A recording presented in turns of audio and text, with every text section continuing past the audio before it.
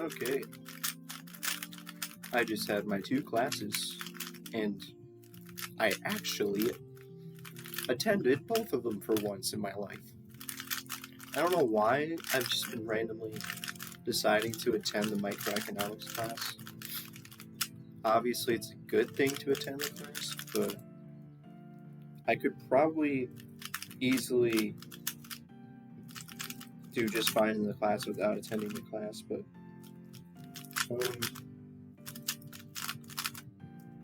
it's kind of nice. It just is a little bit nice. It makes it a little bit easier to do the homework assignments if I listen to the lectures, because he talks about everything that we're doing on our quizzes, basically. So,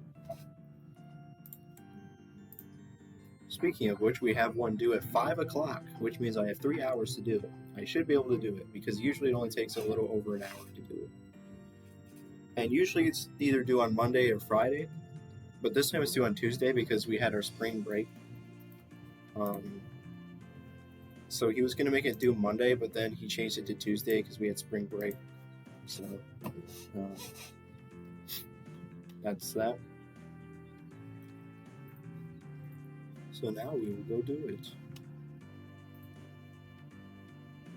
And then we have more homework due after this. We have to do business communication homework. In fact, let's just check to see what it is. Or / when it's due. I'm curious to know when the discussion post is due. Oh, thank goodness. Oh, never mind, it is due today. Darn it. And then our memo is due tomorrow morning. Our group team memo. We haven't even talked about it yet with my team. I don't know why we haven't talked about it yet.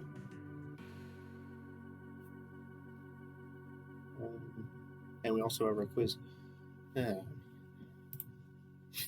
So that's gonna be not fun.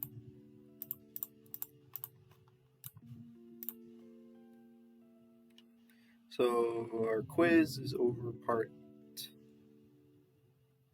8. The last quiz I took, I got 22 out of 23. He also said for part 8, well, he sent a couple emails. One of them, he messed up one of the questions, writing the word if when there wasn't supposed to be the word if on question number 7. And then question 9, he said that it has 2 correct answers, and when I listened to the lecture, he said it was A and C. So he'll just give everyone credit for it.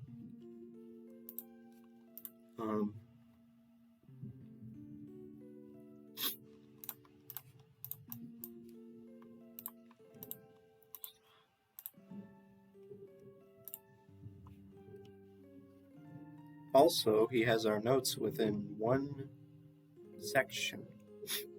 So maybe that means it'll be shorter.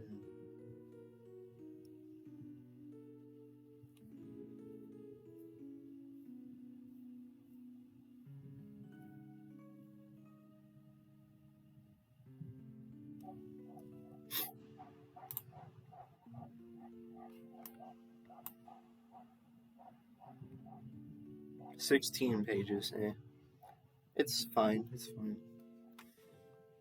Not that short, honestly. But a lot of it is stuff I don't really need to read. Right? Maybe I need to read these. Nope, actually that's not the case at all. Okay, here's the exhibits. The exhibits, they're supposed to help you understand concepts better, I guess, but I don't usually read them. I'm able to answer the quiz questions mostly without reading those. Anyways. Oh yeah, I guess I download the quizzes as well. Right? Did I download it?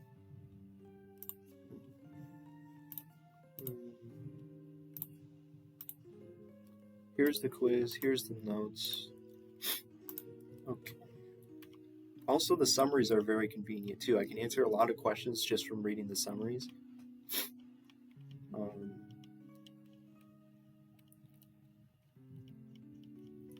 So we'll do that. The last summary we had was like 5 pages long, which was quite long. This one's only 2 pages. Okay.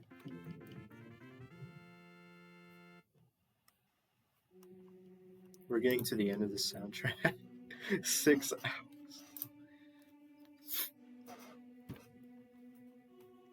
I think most of the songs at the end are unused. We're at 6:07. Let's see.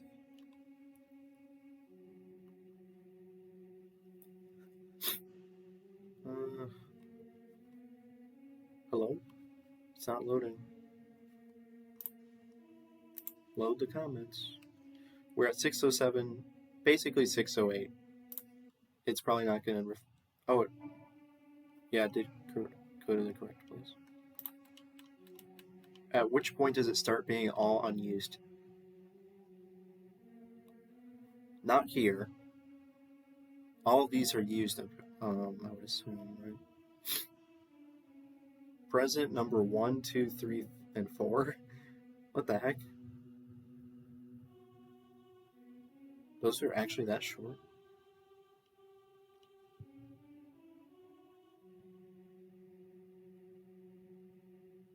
Are variations unused? I don't know.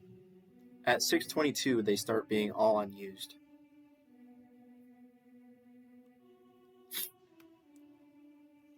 Yeah, this is such a long soundtrack. Okay.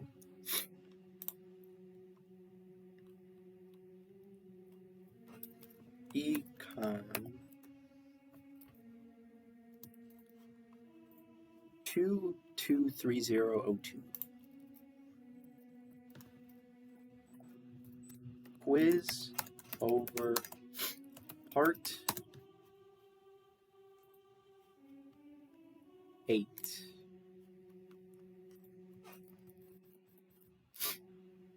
Okay.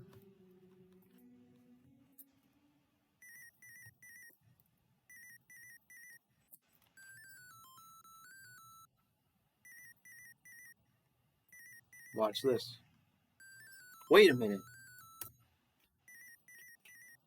My life is good again because it's not having the pop-up anymore. Maybe all I had to do was restart my computer like 5 more times until it worked. I don't know. But anyways, the pop-up is now gone forever. Because when I do save, it doesn't show up. Wait, hold on. Yep. It doesn't do it anymore. Thank you. Thank you so much. Maybe it was an update. Maybe it was when I restarted my computer and it updated. I don't know. Something fixed it. Finally, it's gone.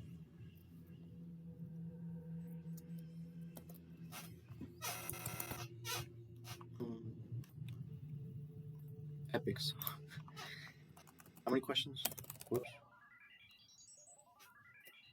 Let's see how many questions we got here.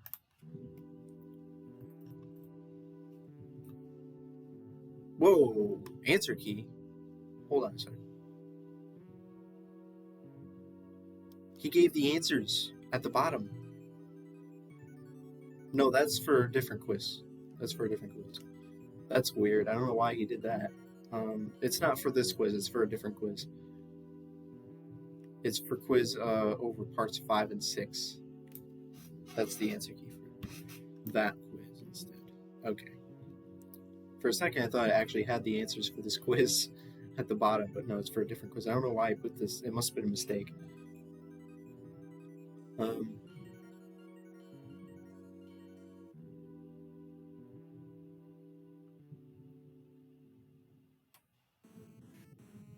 Yeah, pretty much all the quizzes I've gotten good grades on, if you look at the grades.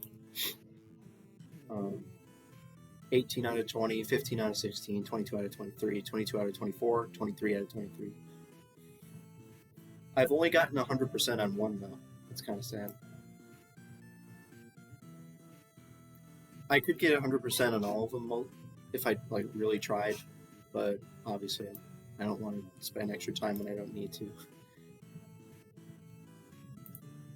8-bit songs are fun. Anyways, how many questions are there? That's what I was looking at originally. 16, that's not very many. Only 16 questions. Okay. And I think I attended one lecture covering part 8. But I did skip a couple of lectures, unfortunately.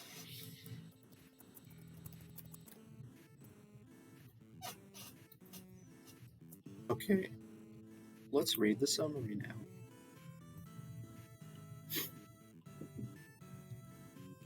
Out loud, because of course.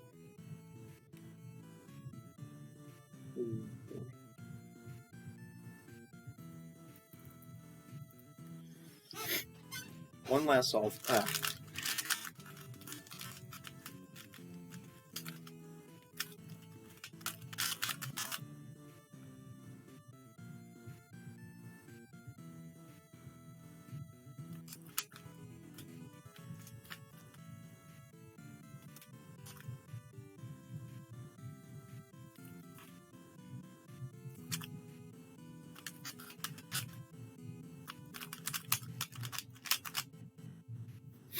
My 3x3 average has been improving.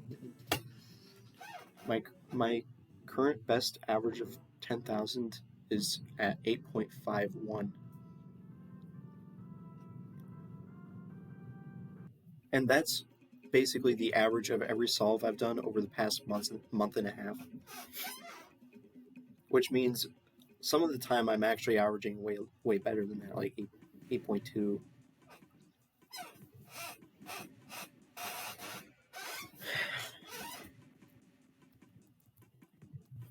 So, in this part of the course, we consider one of the most useful extensions of the basic demand-supply model, the set of elasticity concepts. These are measures at a particular state of a market of the sensitivity of one variable, such as QDX, to changes in some other variable, such as the price of commodity X.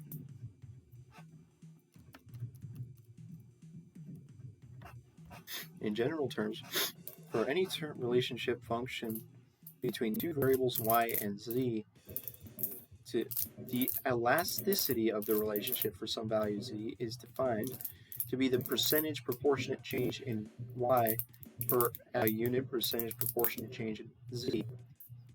If y depends on other variables besides z, we must add to the definition. Okay. There are several ways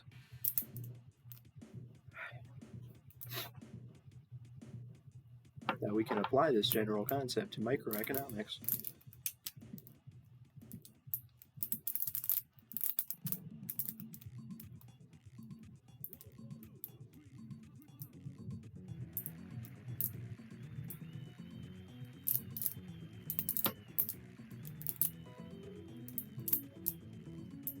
I wonder what the volume is.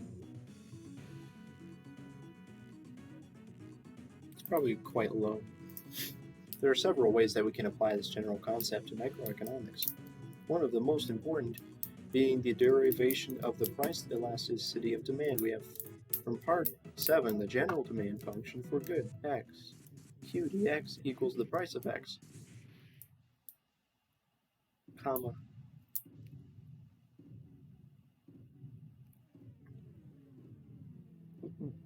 for this function and for this a certain market price, the price elasticity of demand for x is defined to be a relationship between a unit percentage change in the price of x and the resulting percentage change in the quantity demanded. The coefficient of this elasticity, usually symbolized by the Greek letter epsilon, is that what it is?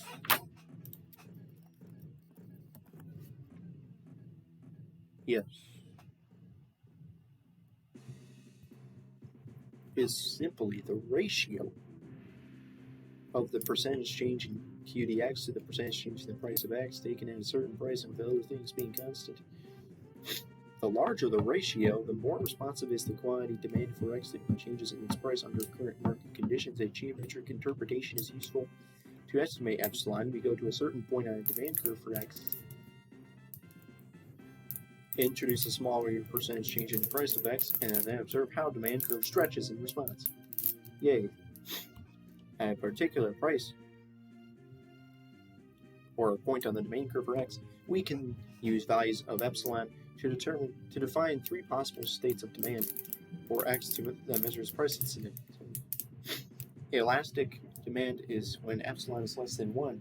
Under these conditions, demand is quite responsive to or sensitive to price. Inelastic demand is when epsilon is in between 0 and 1, and demand is relatively unresponsive to price.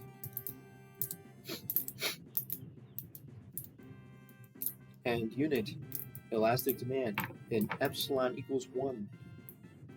Intermediate price sensitivity.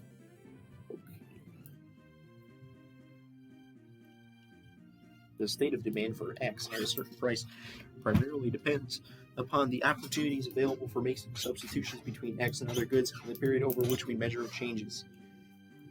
In quantity demanded for X on the assumption that all sales of X occur at equilibrium prices.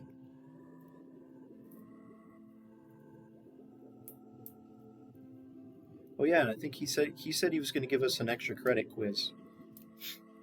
So maybe I can even get my grade up even higher if I take that quiz. But I'm going to have to attend all the classes because he said that in order to get the information for the quiz, you need information that's only discussed in the class. But he pretty explicitly tells us which information it is. So as long as I attend every lecture from here on out.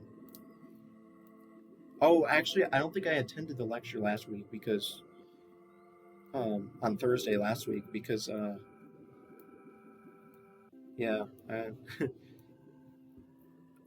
the assumption that all sales of X occur at equilibrium prices.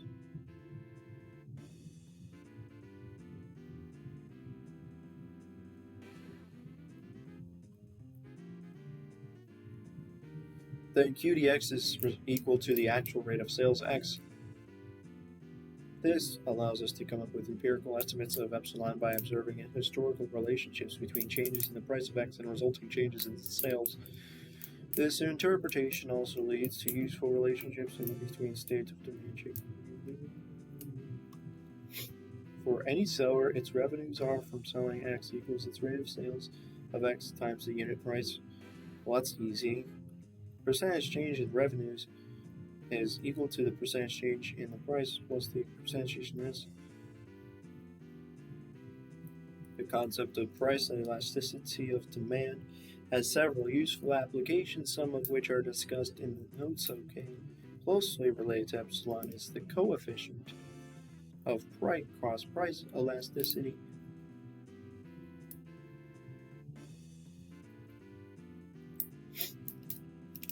Of demand between two goods X and Y, which we can symbolize by epsilon XY. It's a measure of the relationship between a unit's percentage change in the price of Y and the resulting percentage change in the supply and demand of X.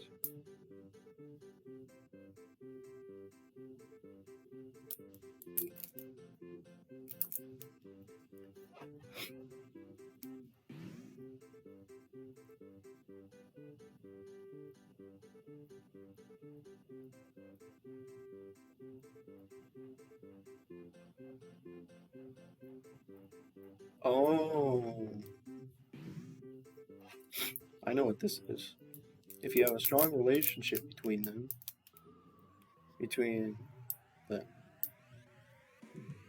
then they're substitutes, right? And then you can identify the appropriate boundaries of industries in order to predict the likely effects on competition of industrial mergers. A third economic elasticity measures the degree to which the quantity demanded of X, or sales under the assumption noted above, is responsive to changes not in prices but instead to incomes of buyers. So this is income elasticity of demand, is the ratio of the percentage change in sales of X induced by a certain unit percentage change in incomes. So for all positive values of epsilon, X is said to be a normal, and for all negative and inferior good. Yeah, I remember he talked about this in one lecture. Nice. A superior good is good, normal good, whose sales increase more than in proportion to changes in income. Wait, what?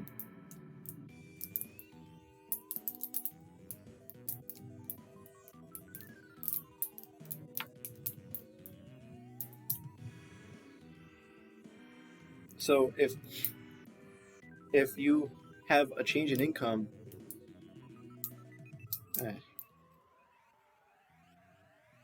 it's a good like education or healthcare for which consumers will spend increasing fractions of their budgets as their incomes rise.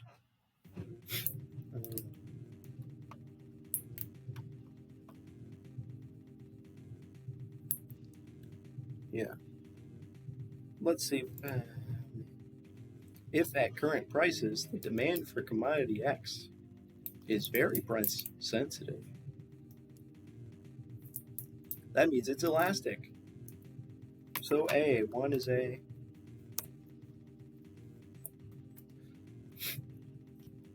Under conditions specified in the first question above, is likely that X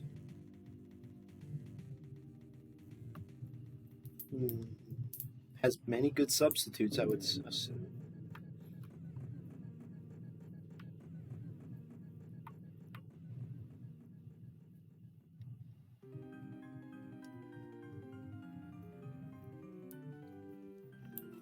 It's kind of risky to answer this without reading it, but I feel like I got this. We'll see if I do badly on one of these quizzes, then maybe I'll try harder next time. But so far I've been doing fine. The instability of the prices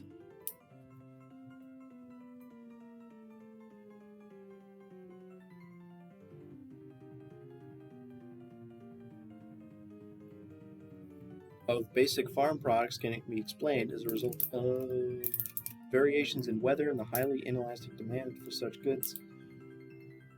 I think that's B.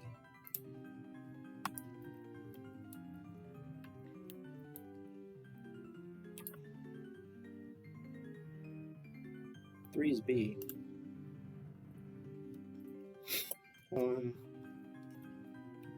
If average household income is increasing, those business firms will enjoy a greatest rate of growth in sales that are primarily selling superior goods.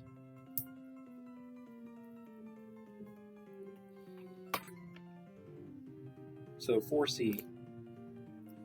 I think, yeah, I was tuned into one of the lectures for this, so a lot of these questions are quite easy. The producers of carbonated soft drinks and orange juice are properly classified in the same industry.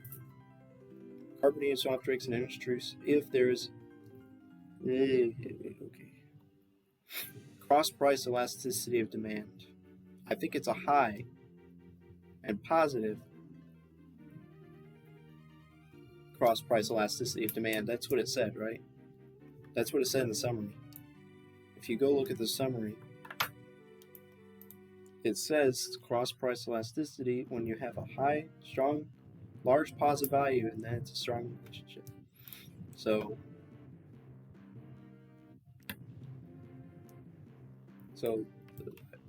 A is the answer. A.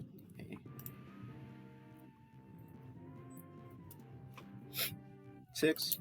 As our money incomes go up, other things being equal, we are likely to increase our rate of consumption of. Crap.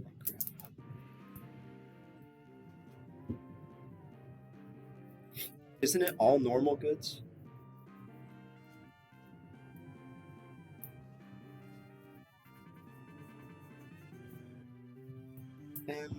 Or else. Crap. All right, let's. I don't think B is right, but we'll have to. This one we're gonna have to look at our notes. Okay. We're gonna have to look at the income elasticity one.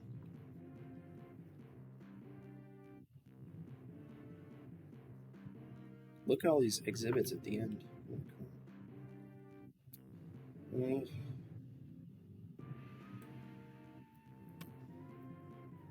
Okay, a superior good, if it's a necessity,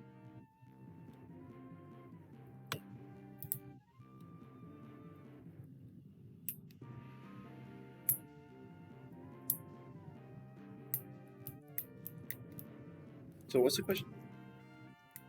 We will increase rates of consumption of something.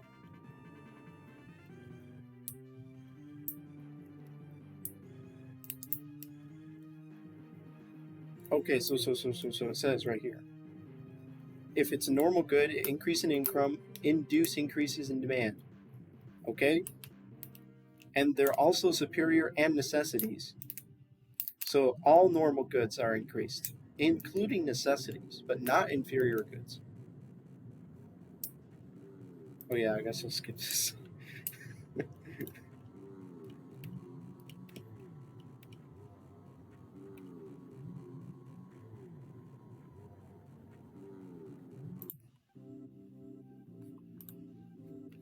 So actually, all of the above is correct.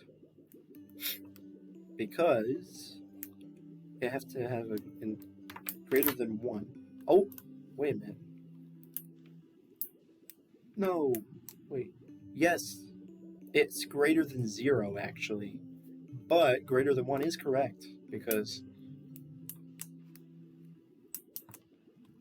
So 56 is D. 7, he said that if is incorrect. It's not.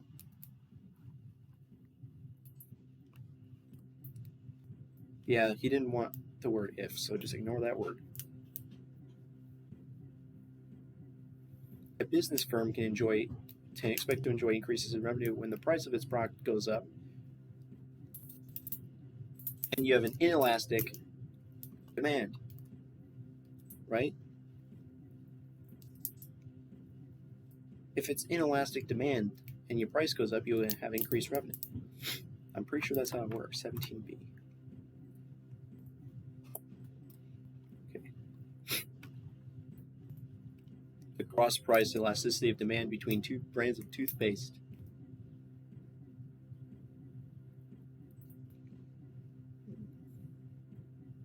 Oh, I might mess up something here.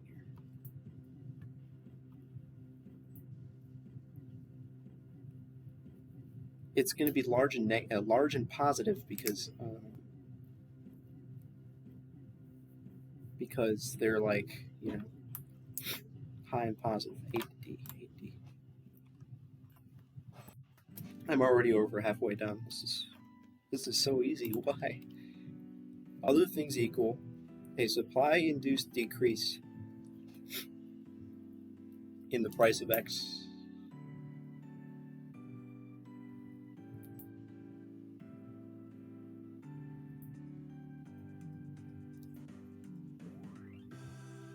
it will decrease revenues if the demand is inelastic.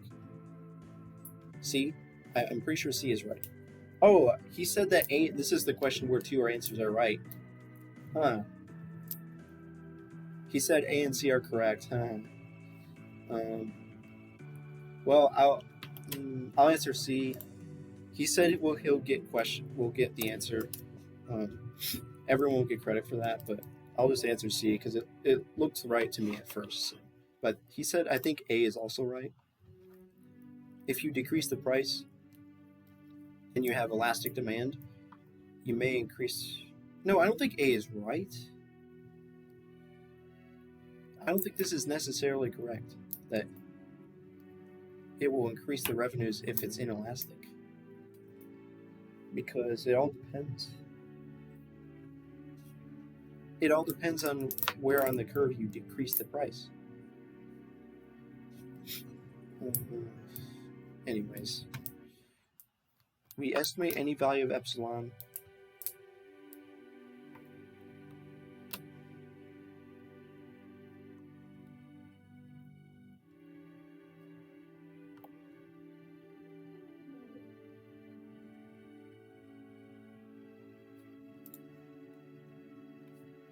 I saw this in the summary somewhere, so let's see.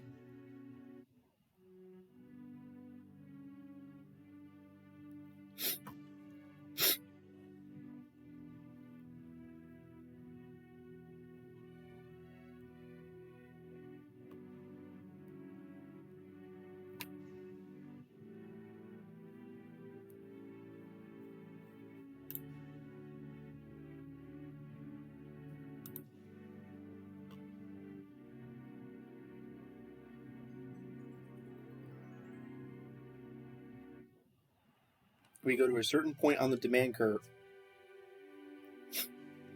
for X.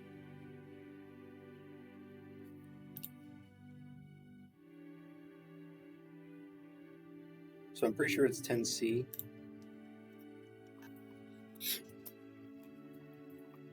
The price elasticity of demand for all meat products which have few good substitutes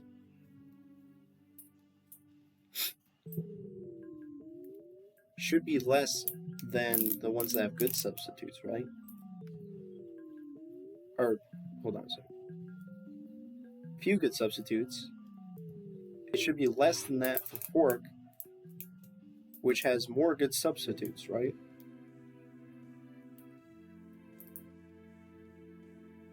Because if you have more good substitutes, then you have a better. Okay, if you have less good substitutes, you have less price elasticity compared to this one, which has more. So 11B.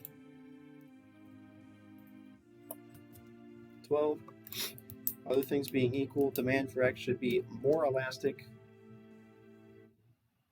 I'm assuming the shorter the period, or the shorter.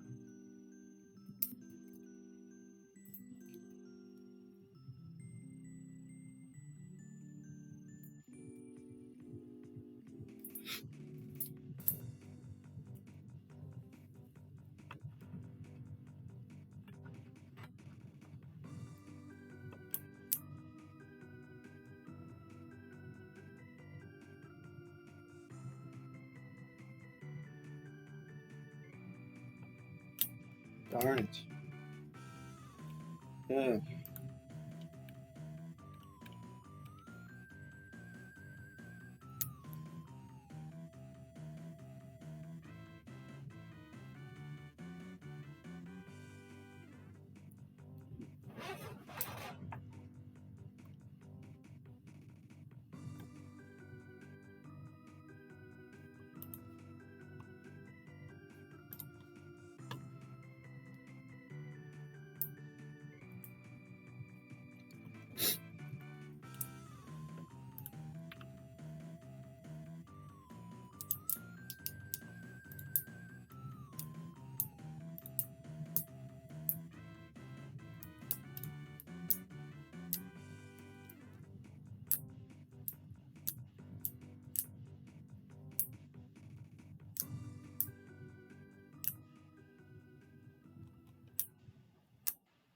If we measure the reaction of virus,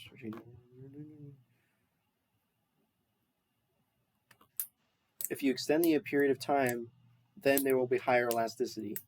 So the longer the period over which it's measured, the greater the observed value. Okay, so long period of time. It will be more elastic over a greater period of time. So 12A. Wow, we actually got to the end of the soundtrack. Okay.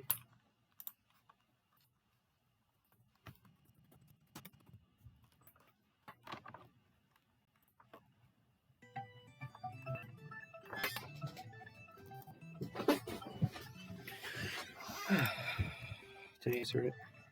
12A. Okay, now we're on to 13. We're so close to done already. Wow. An important application of the concept of cross-price elasticity of demand is industrial boundaries.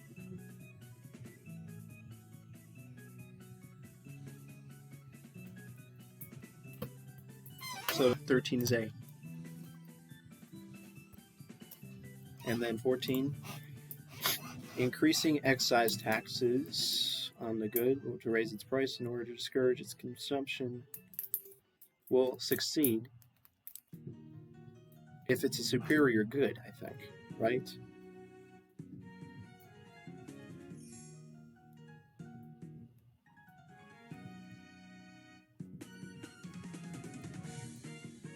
Will be most successful if it's a superior good. If it's superior, then you raise the price on it, then people will buy less of it. So 14 is B.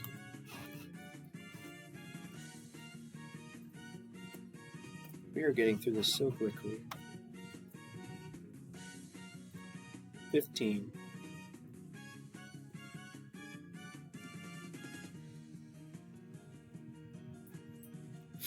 If most households regard it as a basic staple needed to achieve decent living standards, it's going to be inelastic. It should be less than 1, right? No, actually, no, it's not going to be less than 1. It's going to be in between 0 and 1.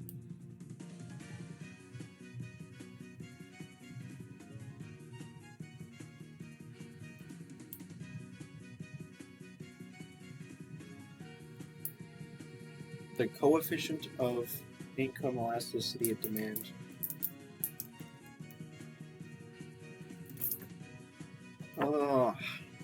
I don't see any correct answer here. It's not elastic, though.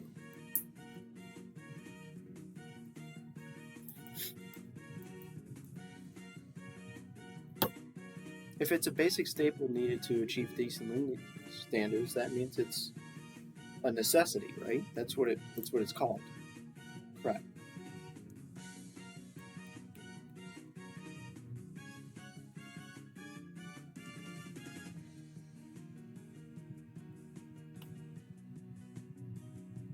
They call something in between 0 and 1 to be inelastic.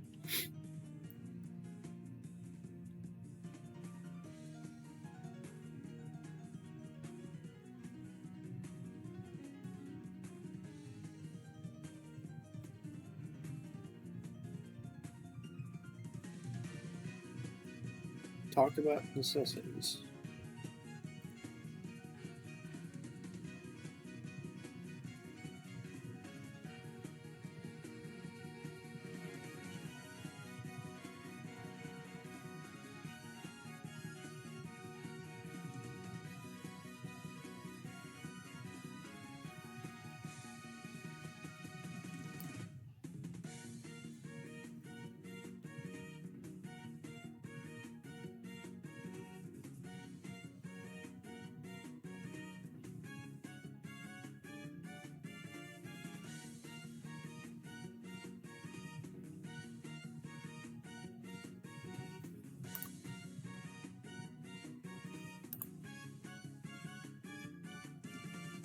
Where does he talk about the necessities?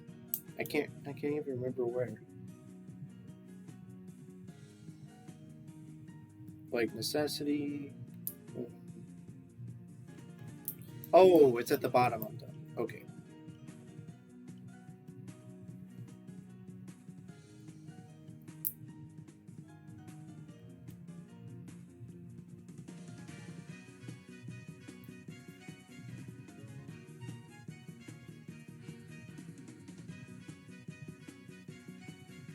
Oh, here we go. It's a direct quote. Yes.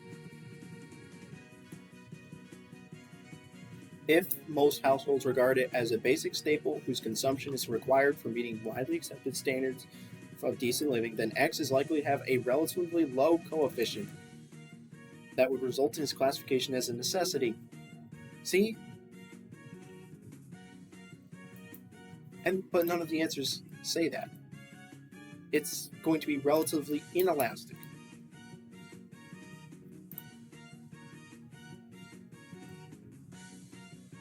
The coefficient should exceed 1. No, it should be in between 0 and 1. The coefficient should be low and less than 1. No, not less than 1. Are you kidding me? A necessity is in between 0 and 1. The cross-price elasticity of demand. How does this have anything to do with cross-price elasticity of demand? I don't see any correct answer for 15.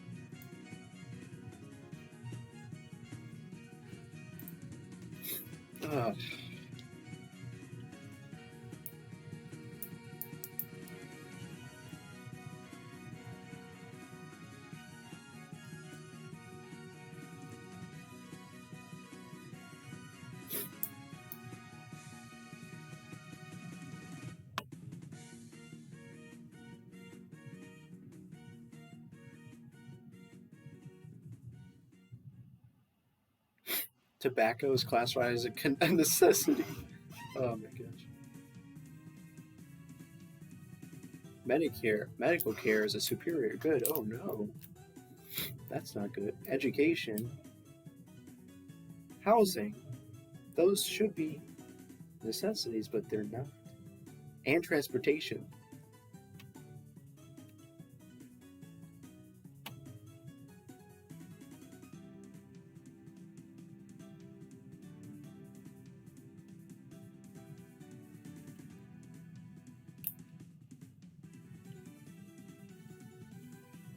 Am I reading this wrong? Oh, okay. Basic staple needed to achieve decent living standards. Then demand is elastic. It says elastic, but it's not elastic. Oh, gosh. It's inelastic if it's a necessity. It's inelastic.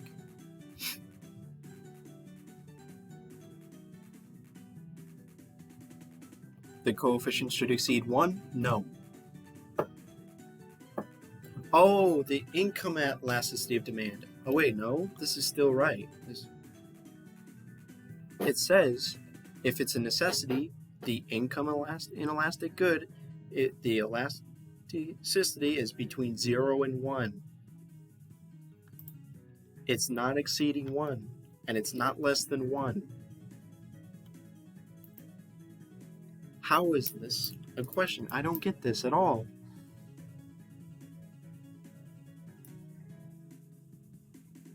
Cross-price elasticity of demand. It doesn't. Why would it be a cross-price elasticity of demand? That doesn't make sense. It's not a substitute for another good.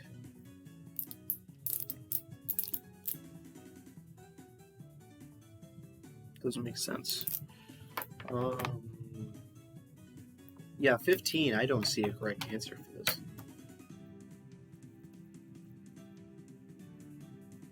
It's inelastic.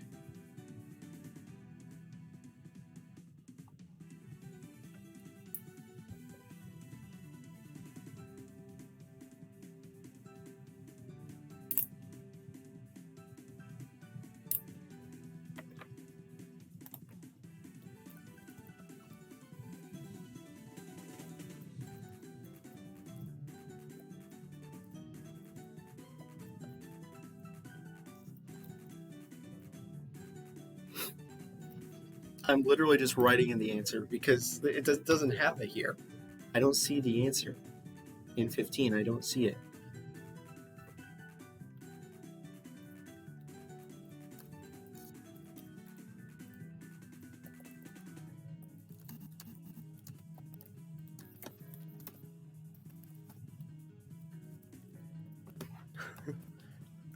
Okay, hopefully. I don't know.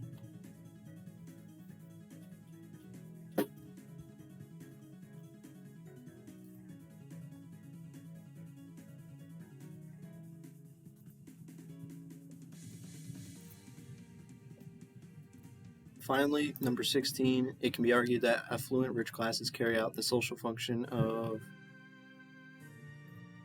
I literally just read this. I just read this when I was looking for the answer for a different question.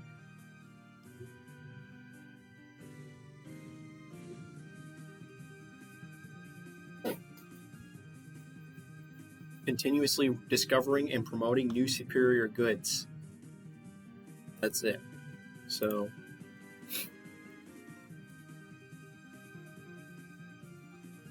So 16 is C. All right, well, hopefully, I don't know if he's going to give me the wrong, take off a point for this one.